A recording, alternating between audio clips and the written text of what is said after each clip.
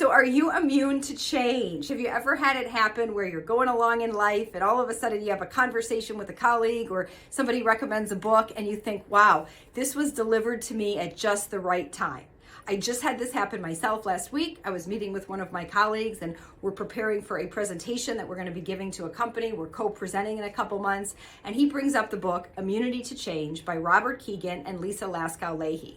He said, hey, have you read this book? It sounds like a lot of what we're discussing. And I was even sharing with him some of my own leadership challenges I was having. And he said, this could be a really good book that would help speak into that. And I said, I've been told about this book before, and I kind of put off reading it because I had this thought in my head like, oh, I don't need that. I'm good with change. I'm not immune to change. Change is my middle name.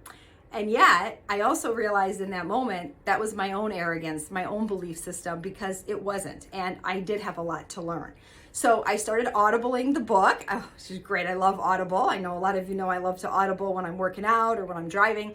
And it is an incredible book because it helps us see why, even though we know what we need to do to get change, we many times don't do it because we've attached certain meanings to why we're not changing. So for example, this is how this shows up to me, or for me. So I have about, I think 7 reports, 7 to 8 direct reports at any time. And I was kind of concerned about, oh, am I going to have enough time to meet with all of them? What if I can't do one-on-ones with them? Are they going to feel like I'm not giving them the mentoring, the feedback, the attention? Or what if I'm not in all these meetings that they're having? Or what if I'm not involved in every decision at the college, which, by the way, I shouldn't be involved in every decision if I'm a good leader, but I'm just sharing with you very candidly. This stuff kind of comes up for me. And I worry that, okay, am I not doing my part? Am I not pulling enough contribution here at the college?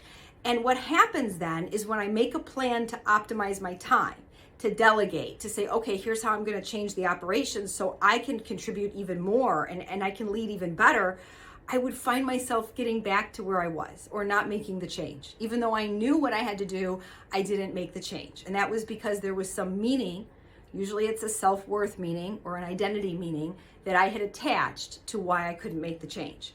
So I share this with you for 2 reasons. One, I think it's a fabulous book to read. And even if you think you're great with change, because I know a lot of us leaders and entrepreneurs in this world, we have had to make changes and we're always learning and we're always growing.